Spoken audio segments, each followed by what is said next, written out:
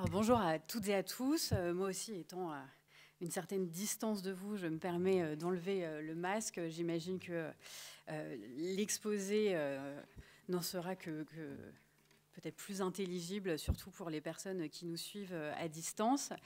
Je suis donc maîtresse de conférence en droit privé. J'aurais peut-être dû commencer par la technique d'abord.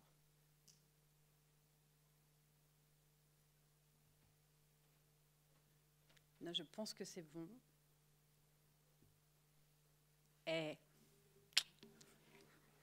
Si vous pouviez témoigner auprès de mes étudiants que des fois j'arrive à faire marcher les trucs, ça me serait très utile pour sauvegarder un peu ma réputation. Merci d'avance.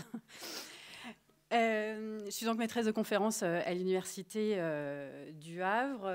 Je travaille donc notamment sur les questions d'identité de genre et d'orientation sexuelle sous le prisme du droit. Et j'ai par ailleurs, il y a quelques années, été présidente de l'association SOS Homophobie. Et donc, une petite pointe de fierté et de nostalgie peut-être lorsque j'ai entendu Madame la rectrice ouvrir son propos avec les chiffres du rapport annuel de cette association, chiffres qui permettent toujours de mettre en lumière ce phénomène d'actes LGBT-phobes, alors principalement en France, dans divers secteurs de la société, un petit peu à l'international, un peu moins. Mais voilà, c'est toujours une ressource très utile quand on essaie d'avoir une photographie de ce que sont les actes LGBT-phobes en France, même si, évidemment, étant le produit du travail d'une association, ça a forcément quelques limites, mais en tout cas, c'est une référence qui sert, y compris aux juristes, lorsqu'on doit travailler sur ces actes, parce que c'est quasiment la seule source statistique dont la France dispose pour connaître l'ampleur du phénomène. Alors, une intervention juridique à propos de la lutte contre les LGBT-phobies. Alors, il y a déjà quelques éléments de droit qui ont pu être distillés depuis le début de la matinée. Moi, je vous en donnais là une grosse dose supplémentaire. Alors, le droit, d'abord, pas forcément spécifique, finalement, au milieu scolaire, parce que le milieu scolaire, l'école, le collège, le lycée, ne vit pas dans l'isolement face au droit. Le droit qu'on pourrait qualifier de droit commun, qui va s'appliquer à tous les pans de la société, va également s'appliquer au sein de l'école. Donc, tout ce dont je vais vous parler, même si peut-être que sur le papier, ça paraît loin de l'école, en réalité, ce sont des règles, des normes qui s'appliquent également au sein de l'école. Et puis, je crois que le fait que le droit fournisse des outils et des éléments de réponse face aux actes LGBT-phobes, eh bien, ça peut permettre au personnel de l'éducation nationale de se saisir de ces outils et peut-être, on en parlait dans l'intervention précédente, de se sentir légitime à intervenir lorsqu'il y a des actes LGBT-phobes au sein de l'établissement. Vous êtes légitime à intervenir parce que le droit dit que de tels actes doivent être sanctionnés. Et donc, si évidemment il ne vous appartient pas d'envoyer un élève en prison et que certainement que ce ne serait pas la sanction la plus appropriée pour remédier à de tels actes, il n'empêche que parce que le droit prévoit que de tels actes doivent être sanctionnés, ou peuvent être sanctionnés, eh bien vous avez toute légitimité à intervenir face à de tels actes. Donc, presque en vous protégeant derrière l'existence du droit, finalement, ça n'est pas forcément votre propre sensibilité qui vous invite à intervenir. C'est le droit, c'est la norme générale, applicable à toutes et tous, applicable partout, qui vous impose, ou en tout cas qui vous invite à intervenir. Donc je crois que, même s'il ne s'agit pas de faire de vous, à la fin de cette intervention, des juristes aguerris, vous fournir quelques clés pour rendre vos interventions au moins légitimes et peut-être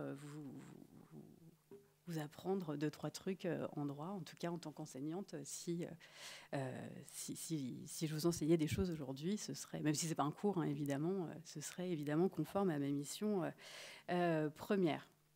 Alors, LGBT-phobie, si on décline, ça donne lesbophobie, gayphobie, biphobie, transphobie, qu'on peut résumer, définir comme toutes les manifestations de mépris, de rejet envers les personnes LGBT dans leur ensemble, ou spécifiquement les personnes lesbiennes, les personnes gays, les personnes bi, les personnes trans. On pourrait encore décliner à l'égard des personnes intersexes, des personnes queer, des personnes asexuelles, etc., etc. Vous êtes maintenant très au fait de toutes ces définitions. Si le droit est parfois aride à appréhender et parfois un peu complexe dans son fonctionnement, sur le plan des définitions, contrairement à la sociologie du genre, en droit, c'est beaucoup plus simple parce que nous n'avons que finalement 2 termes pour se référer aux LGBT-phobies, c'est l'orientation sexuelle et l'identité de genre. Peu importe la spécificité de l'orientation sexuelle, orientation romantique, peu importe le positionnement sur le spectre du genre, peu importe, le droit ne se préoccupe pas de ce niveau de détail. Le droit n'envisage que l'orientation sexuelle et que l'identité de genre. Et d'ailleurs, les traite le plus souvent ensemble. Donc, les LGBT-phobies font l'objet d'un traitement unique ou quasiment identique, disons, dans le traitement des actes qui vont être commis à raison de l'orientation sexuelle ou de l'identité de genre. Alors, s'il est dans la vie courante important d'avoir différentes appellations, différentes manières de pouvoir chacun s'identifier, se déterminer, se définir, l'absence de multiples appellations en droit est en réalité un atout. N'avoir que ces 2 appellations, orientation sexuelle, identité de genre, en droit, c'est un atout. Pourquoi ? Eh bien parce que la loi ne peut pas envisager tous les cas particuliers. L'objet de la loi, c'est d'être générale et abstraite dans son énoncé pour qu'ensuite, au stade de son application, elle puisse s'appliquer au plus grand nombre. Lorsque le législateur ne vise que l'orientation sexuelle, eh bien finalement, ça permet d'envisager l'homosexualité, qui était l'orientation sexuelle que le législateur avait en tête lorsqu'il a intégré ce critère, mais parce que la société évolue et découvre peut-être pas, mais accorde un nom et reconnaît d'autres orientations sexuelles, la bisexualité, la sexualité, l'aromantisme, etc., etc. Toutes ces déclinaisons de l'orientation sexuelle, de fait, vont être protégées par le droit sous le parapluie de cette appellation unique, orientation sexuelle. Donc même si on peut se sentir parfois mal représenté par le droit en raison de ces appellations générales, c'est en tout cas à mon sens en réalité un atout et une garantie de meilleure protection puisque cette appellation orientation sexuelle va pouvoir s'appliquer à toutes les formes d'orientation sexuelle, et je préfère le préciser aussi tout de suite, y compris à l'hétérosexualité, qui elle-même fait l'objet d'une protection, donc puisque c'est une orientation sexuelle, même si évidemment on le pressent intuitivement, les actes de violence ou de discrimination commis à l'encontre d'une personne en raison de son hétérosexualité doivent certainement exister. Parce que j'aime pas les réponses absolues, mais je crois qu'elles doivent être particulièrement rares, sinon rarissimes. Voilà, donc deux appellations, juste 2 termes, 2 définitions, orientation sexuelle et identité de genre, ce qui permet donc, je le disais, de s'adapter à toutes les situations, à toutes les définitions qu'on a pu voir dans l'intervention précédente. Alors, cette possibilité d'adaptation, elle n'est pas que positive. Elle a un inconvénient majeur, c'est que du coup, l'adaptation va dépendre de la capacité de la personne qui doit tenir compte de ce critère, de la capacité de la personne, de l'acteur juridique, à justement procéder à cette adaptation. Et là, on vise en particulier le juge qui aurait à connaître d'actes LGBT-phobes. Est-ce que le juge va pouvoir justement avoir cette finesse d'analyse? Est-ce que le juge va admettre que dans orientation sexuelle, il y a aussi asexualité? Peut-être que le juge va découvrir à l'occasion du litige que cette forme d'orientation sexuelle existe. Est-ce que le juge va pouvoir le faire? Alors les juges, je crois qu'ils sont comme les membres de la communauté éducative. Ils ne sont pas de mauvaise volonté. Ils manquent seulement parfois eux aussi de connaissances sur le sujet et de maîtrise du sujet. Mais comme dans le milieu de l'éducation, eh bien, les magistrats, eux aussi, suivent des formations de plus en plus spécialisées, de plus en plus récurrentes, de plus en plus fréquentes. Et donc, l'approche par le juge de l'orientation sexuelle et de l'identité de genre évolue et s'améliore. Alors, c'est comme dans l'école, ça évolue lentement, peut-être trop lentement, mais ça évolue tout de même. Et comme en matière de pratique scolaire, en matière de droit, on a cette chance de pouvoir être influencé et de bénéficier des bonnes pratiques d'ailleurs. Et le juge français, qui est celui qui nous intéresse peut-être le plus aujourd'hui, le juge français va bénéficier de l'influence de juges étrangers. Je pense notamment de l'influence des juges européens, notamment de la Cour européenne des droits de l'homme, qui, pour certains, sont plus au fait de la diversité des situations. Et parce que c'est la Cour européenne des droits de l'homme, donc les juges se sentent moins liés par un État en particulier, ces juges vont peut-être avoir un peu plus d'audace, oserais-je dire, dans leur prise de décision. Et cela va, un peu comme pour vous, ça va légitimer le juge français à se saisir de ces multiples orientations sexuelles et identités de genre, parce que justement, le juge strasbourgeois lui aura dit « tu peux ». Voilà, parce que l'orientation sexuelle, ça protège, oui, les personnes homosexuelles, mais également les personnes bisexuelles. Et donc, on va avoir ce processus de légitimité et de transmission qui va se produire de la même manière. Alors, ces deux critères d'orientation... je vais peut-être commencer. Voilà, pardon. Ces deux critères, orientation sexuelle et identité de genre, ils ont intégré le droit de manière très, très récente. L'orientation sexuelle, elle commence à être prise en compte dans le droit en 1985. Donc on voit que c'est très récent. Et puis alors, surtout en 1985, en même temps, il faut le comprendre, jusqu'au début des années 80, l'homosexualité était... pour le dire rapidement, était pénalisée. Donc, du coup, c'était compliqué de protéger contre la discrimination homophobe quand le comportement homosexuel fait l'objet d'une répression pénale. Mais c'est donc en 1985 que l'orientation sexuelle commence à être abordée par le législateur sous l'angle de la protection. Mais le législateur ne vise pas encore l'orientation sexuelle, il ne parle que de mœurs. Et donc, dans mœurs, on mettait un peu tout et n'importe quoi. Et donc, en particulier, le comportement, si on reprend les termes des juges à l'époque, le comportement homosexuel.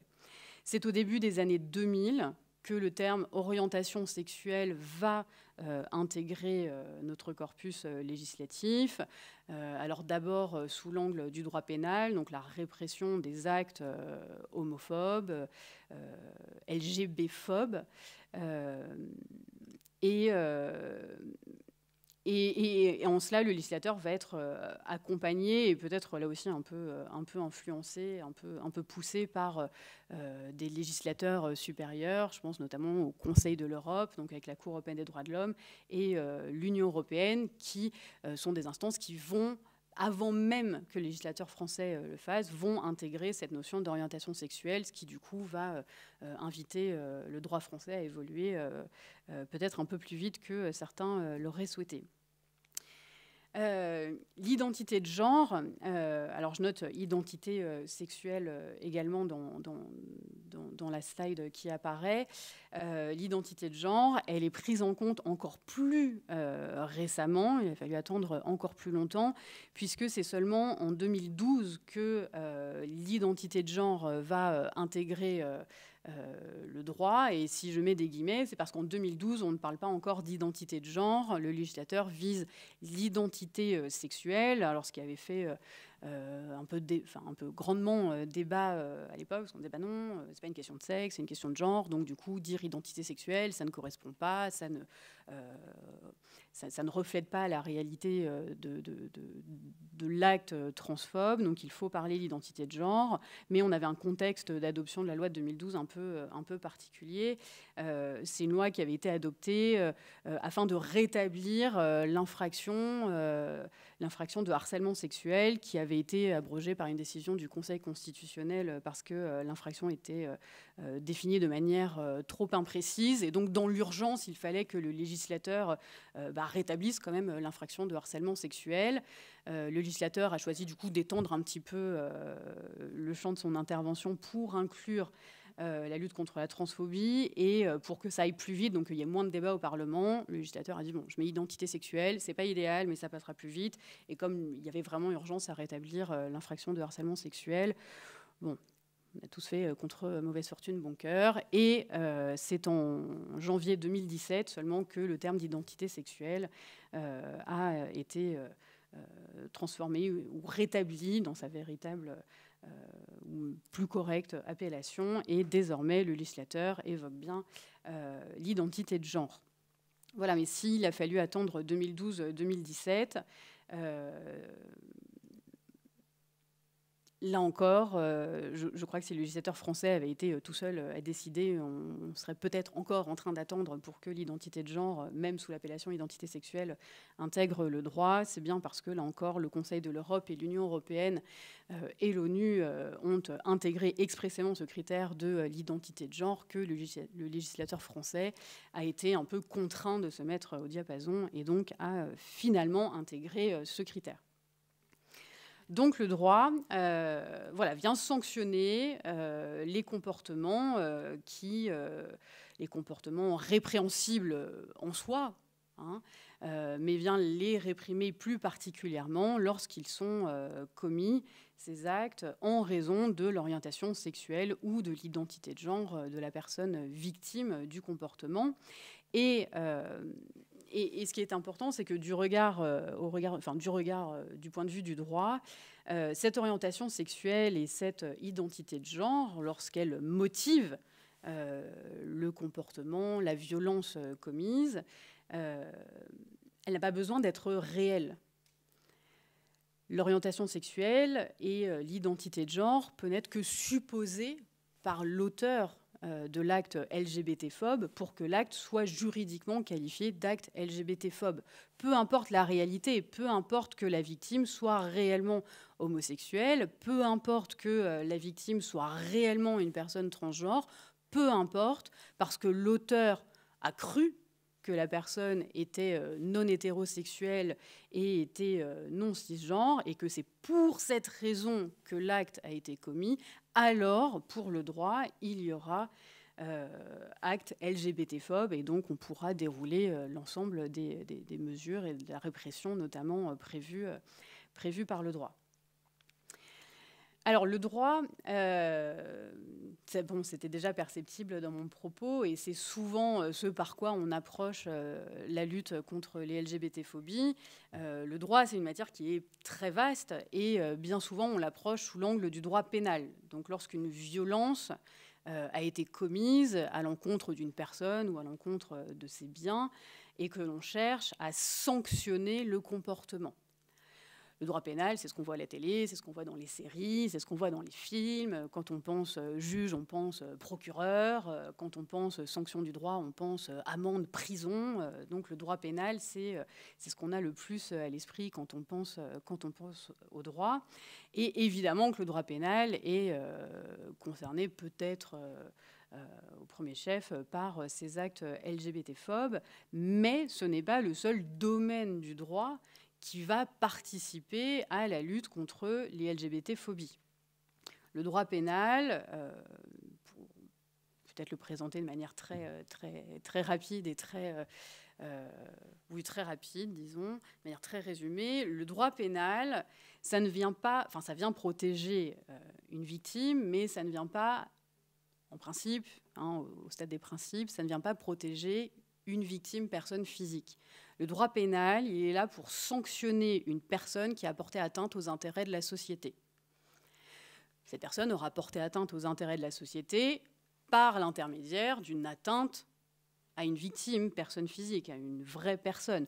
Mais ce que vient faire le droit pénal, c'est sanctionner l'atteinte aux intérêts de la société. Donc le droit pénal vient sanctionner et finalement presque, bon, je le dis, c'est une expression à prendre avec beaucoup de guillemets, mais finalement presque peu importe la victime. Ce n'est pas l'objet du droit pénal que de s'occuper de la victime. Le droit pénal, il s'occupe du comportement et il vient sanctionner l'auteur. Ce n'est pas pour autant que le droit ne tient pas compte de la victime, mais c'est plutôt la branche du droit civil qui va s'en occuper et qui va venir réparer véritablement l'atteinte causée à la victime, une réparation qui va être accordée à la victime. Dans le droit pénal, quand on prononce une peine d'emprisonnement, c'est on isole l'auteur de l'infraction de la société, donc on vient protéger la société. Lorsqu'on prononce une peine d'amende, la somme, elle est versée à l'État. Donc c'est l'État qui récupère le produit de la sanction. Alors que le droit civil, c'est le droit civil qui va venir octroyer à la victime des dommages et intérêts pour réparer son préjudice, pour compenser les frais médicaux, le préjudice moral, la perte de salaire, le préjudice d'agrément parce qu'on aura été tellement blessé qu'on ne pourra plus pratiquer telle ou telle activité. C'est le droit civil qui s'en occupe. Et donc peut-être que la première chose que j'aimerais souligner dans cette intervention, c'est que si on pense droit pénal quand on pense LGBT-phobie, rappelons-nous que le droit pénal n'est pas la seule voie d'action, c'est peut-être la plus impressionnante, celle à laquelle on pense en premier, mais ça n'est pas la seule, et ça n'est pas la voie qui permet vraiment à la victime d'obtenir réparation concrète.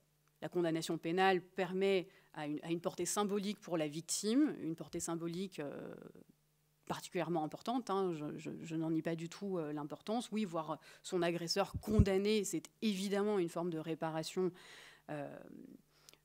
morale, mais ce n'est pas ça qui va fournir une réparation concrète, ce sera le droit civil.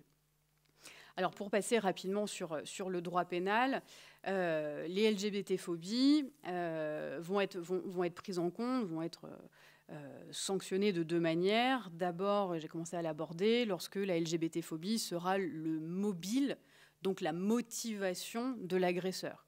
C'est-à-dire que l'agresseur va commettre un acte pénalement répréhensible en soi, c'est-à-dire que le comportement aurait été, disons, neutre, qu'il aurait de toute façon pu faire l'objet d'une répression pénale, mais parce que cet acte a été commis en raison de l'orientation sexuelle ou de l'identité de genre réelle ou supposée de la victime, alors on va avoir une sanction supplémentaire parce qu'alors on considère que le comportement est encore plus grave. Il y a un comportement grave, mais encore plus. Il y a circonstances aggravantes, en général on est familier de cette expression, il y a circonstances aggravantes lorsque l'infraction est commise avec un mobile LGBT-phobe. Alors, l'effet du mobile, de cette circonstance aggravante, va se traduire uniquement au stade de la peine, puisque la peine encourue sera plus importante lorsque l'agression physique, l'agression sexuelle, le meurtre, le vol, la destruction de biens, etc. aura été commis en raison, encore une fois, de l'orientation sexuelle ou de l'identité de genre de la victime. Mais avant d'en arriver à la sanction, encore va-t-il falloir être capable de prouver que l'acte a été commis en raison de l'orientation sexuelle ou de l'identité de genre de la victime. Et c'est souvent là que le bât blesse et que la circonstance aggravante va devoir être abandonnée ou ne pourra pas être reconnue par le juge parce qu'on aura du mal à prouver le caractère LGBT-phobe de l'infraction pénale de l'agression. Alors, comment prouver le mobile LGBT-phobe? La réponse est donnée. Le droit n'est jamais aussi clair, n'est jamais très clair et n'est jamais très concret, mais en tout cas, des pistes de réponse sont données par l'article 132-77 du Code pénal. J'ai essayé de limiter les références aux articles de code pour ne pas trop vous barber. Et donc cet article exige des manifestations extérieures de la personne qui a commis l'infraction, Mais ces circonstances extérieures vont pouvoir être très diverses. On a une approche particulièrement large, parce qu'en gros, ces manifestations, elles vont devoir elles vont pouvoir intervenir à tout moment de la relation, du rapport entre l'agresseur et la victime, puisqu'il faudra que l'infraction soit précédée, soit accompagnée, soit suivie d'une manifestation qui va révéler le caractère LGBT-phobe de l'acte, donc à tout moment, avant, pendant ou après. Donc c'est finalement très large. On n'a pas besoin d'une injure au moment de l'agression. Ça a pu être avant, ça pourrait être après. Et donc là, on comprend que c'est peut-être un petit peu plus simple de prouver le caractère LGBT-phobe quand on prend cette temporalité complète. Et la manifestation extérieure, eh bien, va pouvoir prendre plusieurs formes. La forme de propos, des écrits, l'utilisation d'images ou l'utilisation d'objets ou tout autre acte de toute nature qui pourrait permettre de révéler le mobile de l'agresseur et donc l'intention LGBT-phobe de l'agresseur. Donc on peut vraiment se saisir de tout ce qui aura permis à l'agresseur de révéler son mobile LGBT-phobe lors de l'agression. Et donc, cette large temporalité, ce large panel de moyens d'expression du mobile sont censés faciliter la démonstration du caractère LGBT-phobe de l'infraction, même si dans les faits, il est toujours compliqué de rapporter cette preuve. On sent que le législateur, en plus de retenir l'orientation sexuelle et l'identité de genre comme circonstance aggravante, le législateur essaie d'aider la victime à prouver cette circonstance aggravante en lui permettant de se saisir d'un grand nombre de faits intervenus à tout moment de l'agression, avant, pendant ou après. Donc le législateur aide, mais il ne va pas plus loin. Et si j'hésitais dans ma phrase, c'est parce que je ne sais pas si le législateur pourrait aller plus loin. Mais en tout cas, il essaie de faciliter les choses enfin, en tout cas au stade de la preuve du mobile LGBT-phobe. Bon. Je disais que ce mobile LGBT-phobe va aggraver la peine encourue. Juste une petite parenthèse, puisque vous êtes surtout au contact de personnes mineures, d'élèves, et donc si c'est les élèves qui devaient se révéler être auteurs d'actes LGBT-phobes, d'actes qui tombent sous le coup de la loi pénale, parce qu'ils sont mineurs, évidemment que par principe, ils ne sont pas traités comme des adultes, de sorte que la sanction pénale est amoindrie, plus ou moins en fonction de l'âge. Plusieurs critères, plusieurs stades d'âge existent. Étant précisé que dès qu'un mineur a une faculté de discernement suffisante, le mineur pourra engager sa responsabilité pénale, c'est-à-dire qu'il ou elle pourra être reconnu coupable des faits qui lui sont reprochés. Ça, c'est la responsabilité pénale. Mais ensuite, il faudra que le ou la mineure ait atteint un certain âge pour pouvoir faire l'objet d'une sanction pénale. Donc on va bien faire la différence entre responsabilité pénale et sanction pénale. Si dès 8-10 ans, selon la jurisprudence, un mineur peut engager sa responsabilité pénale, donc être déclaré coupable parce qu'il a conscience de ses actes, il n'empêche que la sanction pénale ne pourra intervenir qu'à compter de l'âge de 13 ans, parce qu'entre 8-10 et 13 ans, si le ou la mineure a peut-être conscience de ses actes, on considère qu'évidemment c'est un être encore en cours de construction et que la conscience n'est peut-être pas pleine de l'acte qui a été commis et que la sanction pénale n'aurait pas d'utilité et serait certainement même contre-productive. À partir de 13 ans, la sanction pénale peut être prononcée et comme je vous le disais, elle va être modulée, elle va être minorée et surtout la sanction pénale prendra principalement la forme de mesures éducatives parce qu'encore une fois, le ou la mineure est d'abord un être en cours de construction et qu'il s'agit peut-être d'abord de rectifier le tir avant de chercher, il faudrait d'abord rectifier le tir en essayant de réintégrer les bonnes valeurs avant de sanctionner. Donc, voilà, la sanction, même si elle est aggravée lorsqu'il y a mobile LGBT-phobe, elle reste moindre, évidemment, lorsque l'auteur est mineur. Et simplement, dans certains cas exceptionnels, particulièrement graves, le mineur qui a au moins atteint l'âge de 16 ans pourrait être jugé comme un adulte et donc pourrait encourir les mêmes peines qu'un adulte, donc des peines, disons, particulièrement importantes en fonction de l'infraction commise. Voilà, donc aggravation des peines, même si, encore une fois, on adapte à l'âge de l'auteur. Mais la LGBT-phobie, l'orientation sexuelle et l'identité de genre, peut aussi constituer pour le droit une infraction en soi. Il s'agit notamment de la répression des propos LGBT-phobes, donc des injures LGBT-phobes ou des provocations, incitations à la haine ou à la discrimination. Alors là, c'est la fameuse loi du 29 juillet 1881 qu'on voit souvent écrite sur les murs qui vient encadrer ces infractions de presse, comme on les qualifie, donc ces limites à la liberté d'expression. Donc si l'injure, la diffamation, même si ça a un peu moins vocation à s'appliquer ici, si l'injure et l'incitation à la haine sont des limites à la liberté d'expression, et que ce sont donc des infractions et des infractions aggravées lorsque le propos est LGBT-phobe ou qu'on incite à la haine LGBT-phobe, il n'empêche que ces propos LGBT-phobes, enfin en tout cas leur répression, doit être conciliée avec la liberté d'expression. Hein. On parle beaucoup de conciliation de la liberté d'expression avec d'autres thématiques en ce moment, mais la même conciliation doit être réalisée lorsque les propos que l'on reproche sont des propos LGBT-phobes. Et c'est en raison de cette conciliation entre il y a des propos LGBT-phobes à sanctionner, mais en même temps, il y a une liberté d'expression qui est garantie. C'est en raison de cette conciliation principalement que les condamnations pour propos LGBT-phobes sont particulièrement rares.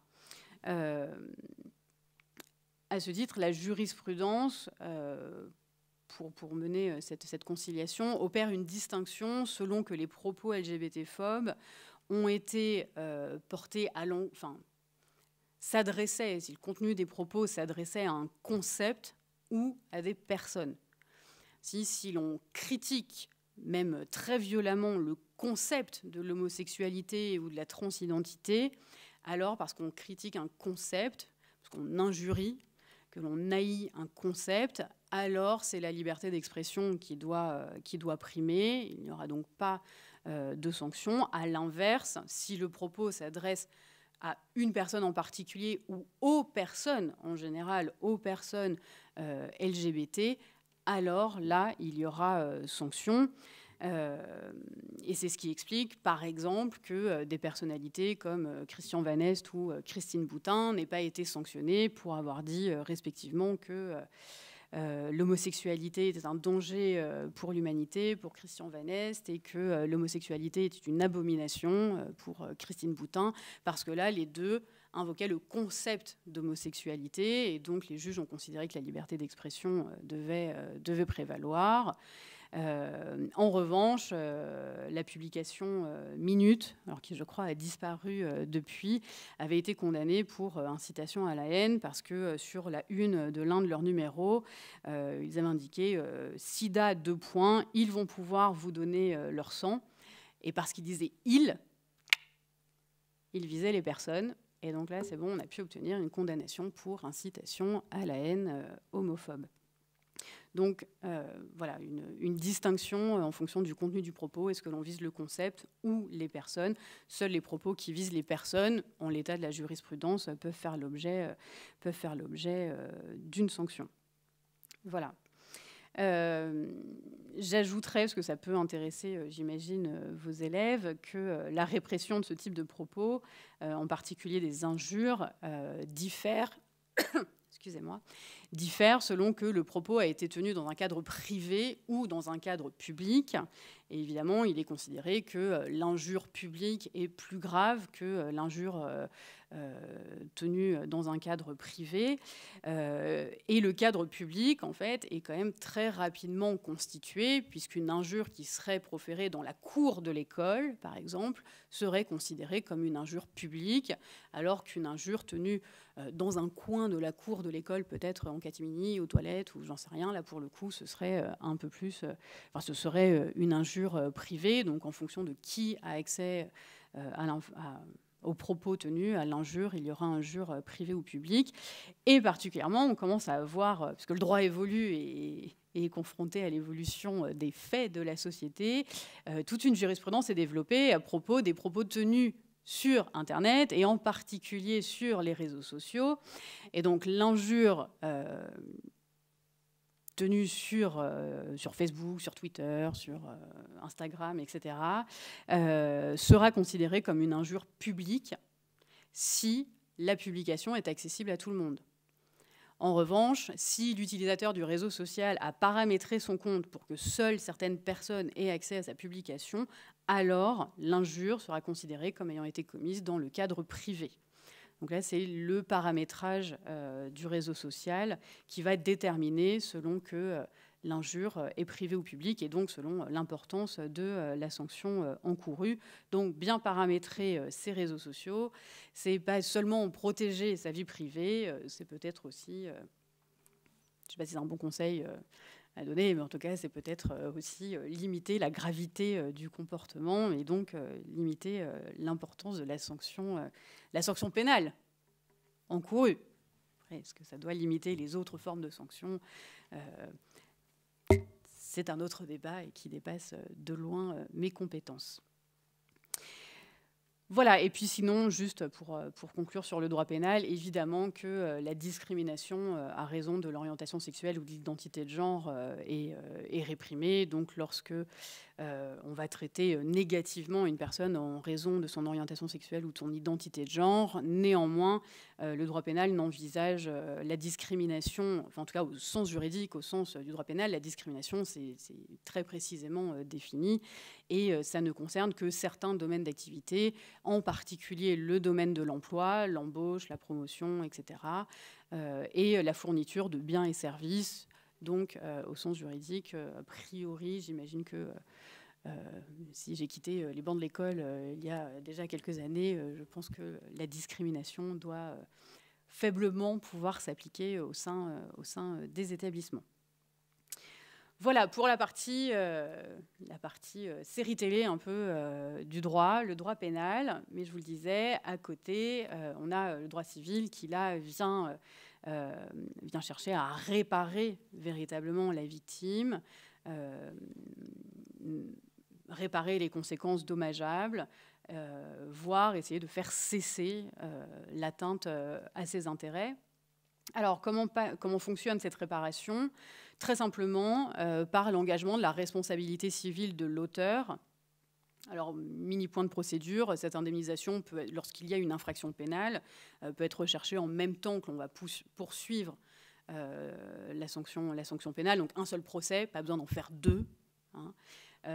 Mais la responsabilité civile va pouvoir être engagée indépendamment de tout comportement pénal. Donc, une faute qui causerait un dommage à une victime, faute qui trouverait sa source dans un comportement LGBT-phobe, mais comportement qui ne serait pas constitutif d'une infraction pénale, parce que ce comportement a causé un préjudice à la victime, permettrait à la victime d'engager la responsabilité civile de l'auteur et donc d'obtenir une réparation. Donc si lorsqu'il y a infraction pénale, il y a quasi automatiquement matière à responsabilité civile, il n'empêche qu'il peut y avoir responsabilité civile sans qu'il y ait sanction pénale, parce que les comportements qui donnent lieu à responsabilité civile, c'est juste des fautes. Faute volontaire, faute involontaire, c'est la survenance d'un dommage. Il n'y a pas besoin d'avoir un comportement précis pour engager sa responsabilité civile, alors que dans le droit pénal, il faut vraiment cocher toutes les cases pour être pénalement sanctionné. Donc, le droit civil a priori vocation à couvrir un plus grand nombre d'actes LGBT-phobes que le droit pénal. Et donc, qui va pouvoir engager sa responsabilité? L'auteur, évidemment, puisqu'il aura commis une faute, étant précisé, là encore, que lorsque l'on est mineur, on engage sa responsabilité civile. Et cette fois, même plus besoin de discernement pour engager sa responsabilité civile. Un enfant de 3-4 ans, bon, a priori, je ne vois pas comment un enfant de 3-4 ans pourrait véritablement commettre un acte LGBT-phobe, mais un enfant de 3-4 ans qui causerait un dommage, par exemple en donnant un coup de pied, bon, ce ne serait pas spécifiquement LGBT-phobe, et que ce coup de pied causerait un préjudice corporel à celui qui a reçu le coup de pied, eh bien cet enfant pourrait engager sa responsabilité civile. Alors en pratique, on le fait peu, parce que l'enfant de 3-4 ans n'est pas solvable. Il a peut-être quelques euros d'argent de poche, mais ce n'est pas ça qui va fournir des dommages et intérêts satisfaisants pour la victime. Et puis, si on le fait, de toute façon, concrètement, c'est les assurances qui vont prendre en charge cette indemnisation. Lorsque l'auteur du dommage est mineur, ce qu'on va plutôt chercher, c'est à engager la responsabilité des parents, qui, eux, sont en général plus solvables, soit eux-mêmes, soit par l'intermédiaire de l'assurance responsabilité civile qu'ils ont pu souscrire. Et les parents sont responsables des faits de leur enfant, même si ce fait n'est pas fautif. Donc il suffit qu'un accident survienne, qui cause un dommage à la victime, et que cet accident soit intervenu avec la participation de l'enfant mineur, et les parents engagent leur responsabilité. Il n'y a pas besoin de commettre une faute. Tout type de comportement du mineur, de l'enfant, entraînera la responsabilité civile de ses parents. Et tout cela est parfaitement cumulable, donc on peut agir aussi bien contre le mineur, même si c'est moins intéressant, qu'à l'encontre de ses parents. La poursuite du mineur peut avoir un intérêt si on se projette à plus long terme, puisque si l'indemnisation est importante, eh bien, un jour, le ou la mineure deviendra majeur et alors pourrait devenir solvable. Et alors, c'est plus pour une indemnisation à long terme que de telles poursuites peuvent être engagées. Et puis, puisqu'on est on est à l'école, dans le cadre de ce séminaire. Le Code civil prévoit la responsabilité civile des instituteurs, dit le Code, avec son langage parfois un peu vieillot. Responsabilité des instituteurs pour les fautes de leurs élèves, donc pour les dommages qui seraient causés à l'école, sous la surveillance des instituteurs, lorsque un élève a donc causé un dommage, responsabilité des instituteurs. Mais, et j'imagine que vous le savez, le Code de l'éducation prévoit que c'est en réalité la responsabilité de l'État qui sera engagée par la victime. Donc jamais une victime n'engagera directement la responsabilité civile des instituteurs, j'allais dire, institutrices, mais des enseignants, enseignantes, chefs d'établissement, etc. La victime ne pourra pas agir contre les membres de l'équipe pédagogique. Néanmoins, si le dommage résulte a pu intervenir en raison d'une faute de surveillance du membre de la communauté pédagogique, l'État peut, après avoir indemnisé la victime, peut se retourner contre l'agent public afin d'obtenir le remboursement de l'indemnisation qui aura été versée à la victime. Donc la faute de surveillance du personnel éducatif qui permettrait la commission d'un acte LGBT-phobe, donc qui créerait un préjudice pour la victime. La faute de surveillance, si elle protège l'agent public des poursuites par la victime, n'empêche pas ensuite un recours de l'État contre cet agent public. Et enfin, le droit civil permet une dernière voie d'action s'agissant de l'orientation sexuelle et d'identité de genre, c'est la protection de la vie privée, puisqu'on comprend bien que l'orientation sexuelle et identité de genre sont des caractéristiques qui font partie de l'intimité de la vie privée, et que la vie privée fait l'objet d'une protection très forte en droit. Chez nous, article 9 du Code civil, mais un peu plus loin à l'article 8 de la Convention européenne de sauvegarde des droits de l'homme, de sorte que toute atteinte à la vie privée permet à celui ou celle dont la vie privée a été révélée, lui permet d'agir contre la personne qui aura révélé des éléments de sa vie privée. Et la jurisprudence est constante sur ce point. L'orientation sexuelle et l'identité de genre font partie des éléments qui composent la vie privée, et donc la révélation de l'orientation sexuelle ou de l'identité de genre d'une personne constitue une atteinte à la vie privée qui justifie qu'une action civile soit menée et donc qu'il y ait réparation de l'atteinte. Alors là encore, sous la forme de dommages et intérêts, par exemple.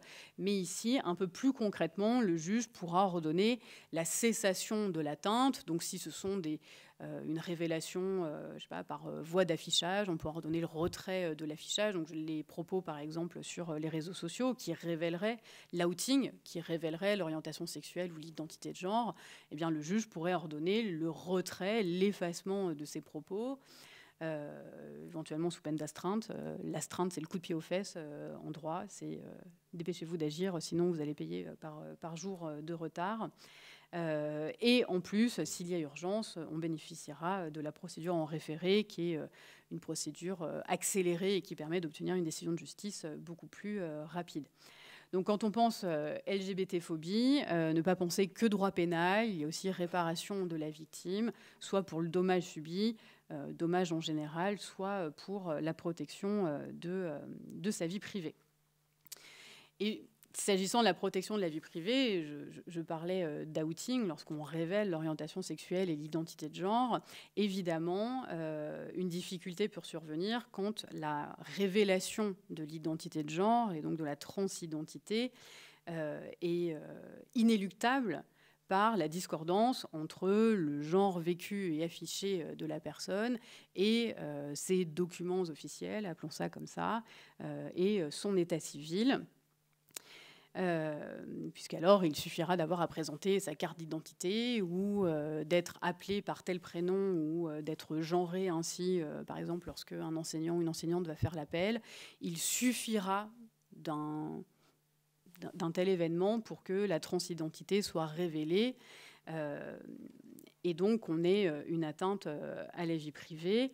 Alors une telle révélation de la transidentité, a priori, n'emporterait pas sanction, puisque la personne qui révélerait ne ferait que s'appuyer sur les documents d'identité, mais on comprend bien que l'existence de ces documents qui indiquent tel prénom et tel genre, tel sexe, puisque le droit considère qu'il s'agit de sexe et pas de genre, le fait que ces documents présentent tel prénom et tel sexe est de nature à porter atteinte à la vie privée.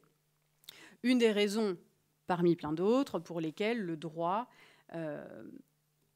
essaie de prévenir peut-être les actes de transphobie en permettant aux personnes transidentitaires de mettre en conformité leurs éléments d'identité civile avec leur identité de genre. Et donc pour cela, deux procédures, ou en tout cas deux éléments d'identité qui peuvent faire l'objet d'une modification. D'abord le prénom et ensuite la mention du sexe à l'état civil.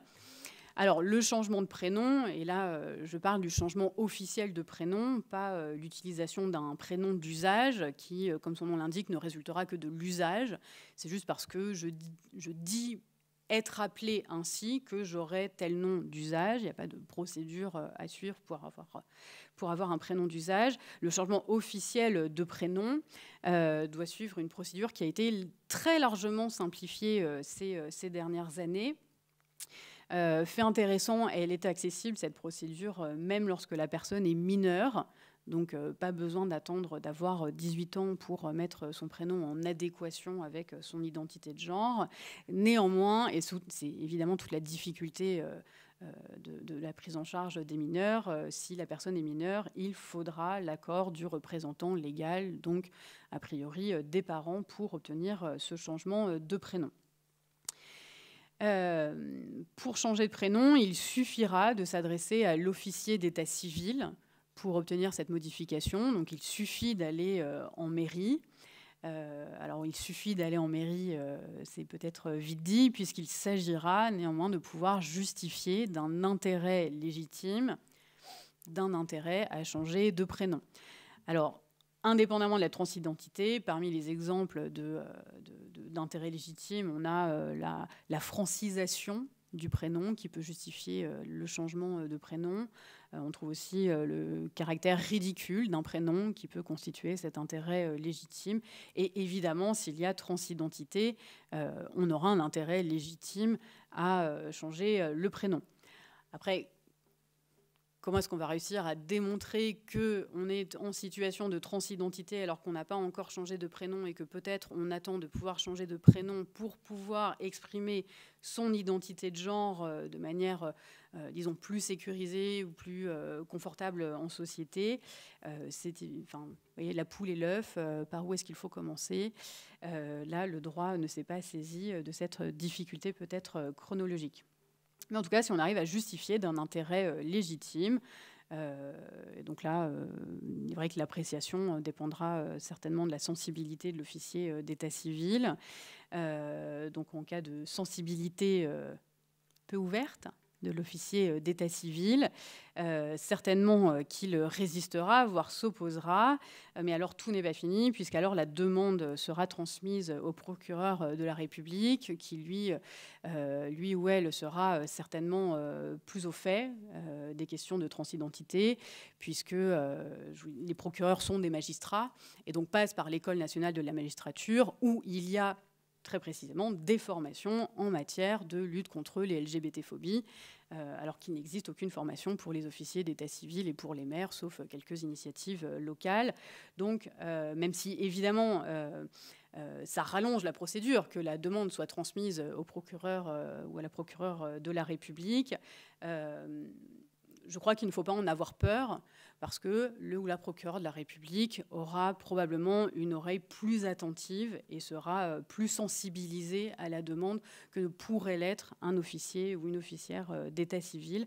Et donc, ça ne veut pas dire, bien au contraire, que la demande n'aboutira pas. Dans l'éventualité où le ou la procureure, lui ou elle aussi, ferait obstacle, alors on pourrait... on bénéficie encore d'une troisième saisine possible, celle du juge aux affaires familiales, qui, là aussi, étant magistrat, devrait avoir une oreille plus attentive et puis spécialisé dans les affaires familiales, donc on peut aussi penser plus à même. Donc on a quand même en cas d'échec, même si évidemment l'échec est toujours...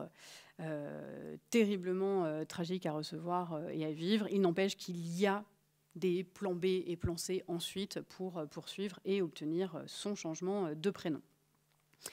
Le changement de la mention du sexe, ce changement aussi fait l'objet d'une procédure particulièrement allégée et simplifiée ces dernières années, même si elle reste plus lourde que celle qui concerne le changement de prénom. Le changement de la mention du sexe n'est permis en France que depuis 1992, après que la France ait été condamnée par la Cour européenne des droits de l'homme, et de l'importance de la Cour européenne des droits de l'homme. On a été condamné, donc la Cour de cassation a admis qu'on pouvait changer la mention du sexe à l'état civil. Mais à l'époque, une condition de taille est posée. Il faut qu'il y ait eu transition au sens physique du terme et que cette transition soit irréversible. Et donc cette condition d'irréversibilité était interprétée ensuite par les juges comme exigeant non seulement un traitement médical pour opérer la transition, mais surtout une opération chirurgicale, une opération de réassignation, puisque dans la tête des juges, seule l'opération de réassignation assurait du caractère irréversible de la transition. Changement majeur en 2016, lorsque le législateur prévoit enfin des textes relatifs au changement de la mention du sexe, puisque le législateur pose expressément dans les textes du Code civil que le changement n'est pas subordonné à un quelconque traitement médical, donc a fortiori n'est pas subordonné à la réalisation d'une opération de réassignation. Donc aucun traitement médical, de quelque sorte qu'il soit, n'est exigé, ne peut être exigé, ne peut être demandé pour faire droit à la demande de changement de la mention du sexe. Et le législateur a d'ailleurs précisé que l'absence de parcours médical ne peut justifier le refus de changement de la mention du sexe. Donc non seulement ça n'est pas exigé, mais en plus ce ne sera pas un critère de refus. Donc on a une évolution quand même très sensible de cette possibilité de changer la mention du sexe à l'état civil.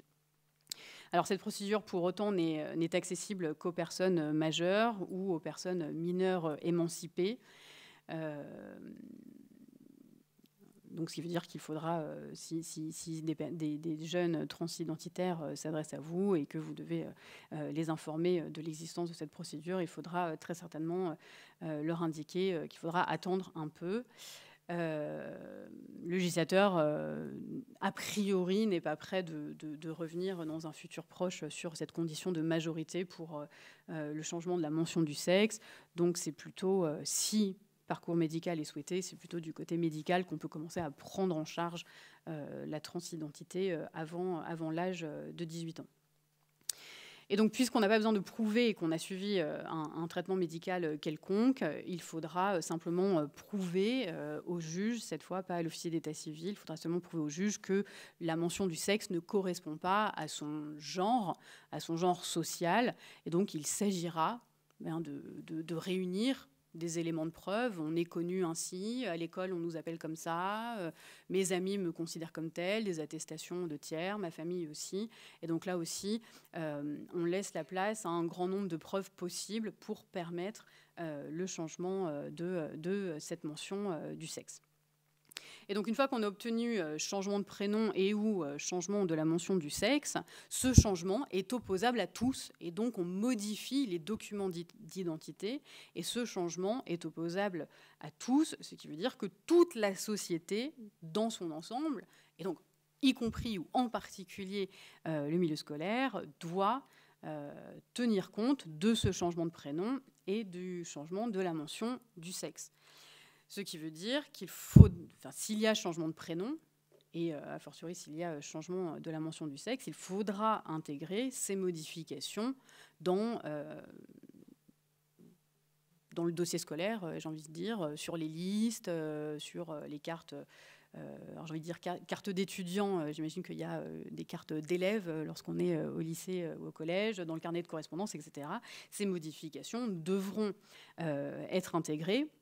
Et ce qui peut être intéressant, puisque notamment la procédure de changement de la mention du sexe ne peut intervenir qu'après majorité, on peut demander une réédition des diplômes afin que les diplômes portent le nouveau prénom et surtout le bon genre de la personne sur le diplôme, afin qu'il y ait moins de révélation finalement de la transidentité plus tard, lorsqu'on aura à présenter ces documents scolaires.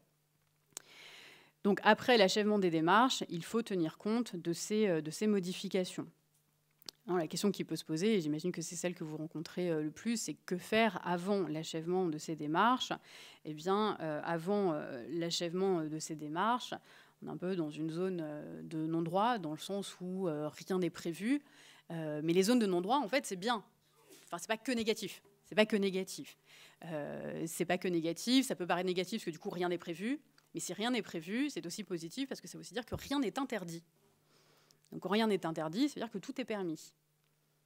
La seule chose qui est imposée, c'est que l'inscription pour passer un examen officiel se fasse avec les éléments d'identité officielle. Mais en dehors de ça, il n'y a aucune règle.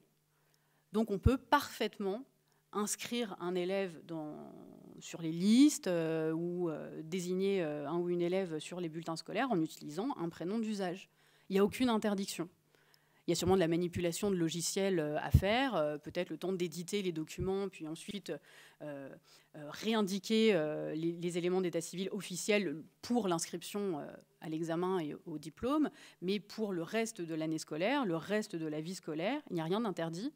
Les établissements sont parfaitement autorisés, ça ne leur est pas interdit, donc c'est autorisé, de prendre en compte un prénom d'usage, même d'utiliser une autre mention du sexe, au lieu de mettre né et, mettre né e, ou inversement, changer la civilité monsieur par madame, madame par monsieur dans les documents internes. Ça n'est pas interdit. Ça n'est pas interdit. Si ça n'est pas interdit, ça veut dire que c'est permis. Donc là maintenant, Ça veut dire que c'est en fonction, encore une fois, des particularités locales. Donc, est-ce qu'on est sensible à la question? Est-ce qu'on veut accompagner ou pas?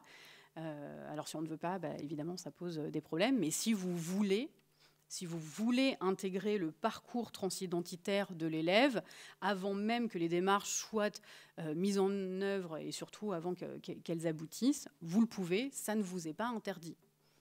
Quand ce n'est pas interdit, encore une fois, quand il n'y a pas de droit, souvent on dit « Ah, il n'y a pas de droit, donc du coup, il n'y a rien qui est prévu ». Mais si, il y a un truc qui est prévu, c'est le principe, et le principe, c'est la liberté. Donc quand ce n'est pas prévu, c'est qu'on peut, c'est qu'on est libre de faire. Donc vous êtes libre, parfaitement libre, de prendre en compte et d'intégrer les éléments du parcours transidentitaire avant même qu'il y ait un changement officiel de prénom ou un changement de la mention du sexe. Donc il faut se saisir de cette liberté. Les libertés,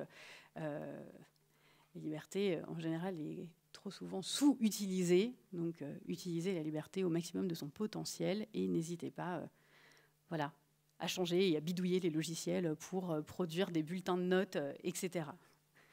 Des carnets de correspondance. Je crois que j'ai un peu bloqué toute cette période de ma vie, donc je ne me rappelle plus de tout ce qu'on a dans les mains quand on est élève dans le secondaire, mais j'imagine qu'il y a plein de choses. Et peut-être simplement parce que les bulletins scolaires ne sont pas des diplômes et sont des documents internes à l'établissement. Là, pour le coup, ça peut demander des manipulations un peu plus extensives pour permettre la prise en compte après l'achèvement des démarches, si on veut les rééditer en changeant le prénom et ou la mention du sexe. Là, il y aura peut-être un peu plus de manipulation technique à faire, mais cela est tout à fait, en tout cas au stade du droit, c'est tout à fait autorisé. Voilà, j'espère que je n'ai pas trop barbé. Merci.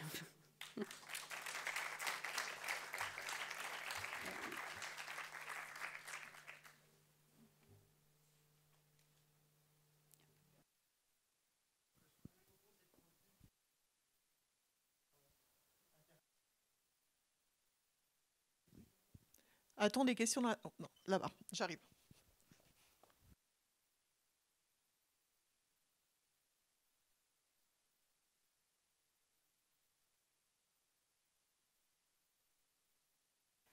Merci beaucoup pour votre intervention très intéressante. Petite question, un élève, un étudiant en tout cas qui serait en alternance par exemple, donc qui aurait un statut salarié en même temps qu'un statut étudiant, qui serait en transition, non terminé encore. Est-ce que du coup ce que vous nous préconisez pour un nom d'usage qui pourrait être utilisé à l'école, comment ça se passe par rapport à un employeur? Est-ce que ça peut être, je pense par exemple à un bulletin de salaire ou choses comme ça? Du côté de l'employeur, c'est un peu pareil, c'est-à-dire que le prénom d'usage, il n'est pas encadré par le droit. C'est vraiment la personne qui veut un prénom d'usage, et donc après, les personnes avec qui on interagit sont libres ou non de tenir compte de ce prénom d'usage. Donc l'employeur, pareil, face au prénom d'usage, est libre de l'utiliser ou non. Et après, sur les bulletins de salaire, il me semble... Il faudrait que j'aille vérifier, parce que le droit du travail, c'est encore une autre histoire. Mais il me semble qu'étant un document officiel, il me semble qu'il faudra faire apparaître le nom officiel. Mais après, rien n'empêche d'accoler au prénom officiel le prénom d'usage, et voire de changer l'ordre. Ce qui pourrait... mettre le prénom d'usage en premier et mettre en second le prénom officiel. Et ça pourrait apparaître du coup comme un second prénom, et il est quand même courant que les personnes aient plusieurs prénoms, et même des prénoms du genre opposé en hommage à papy-mamie. Donc du coup, ça pourrait passer plus discrètement. Thibault, merci.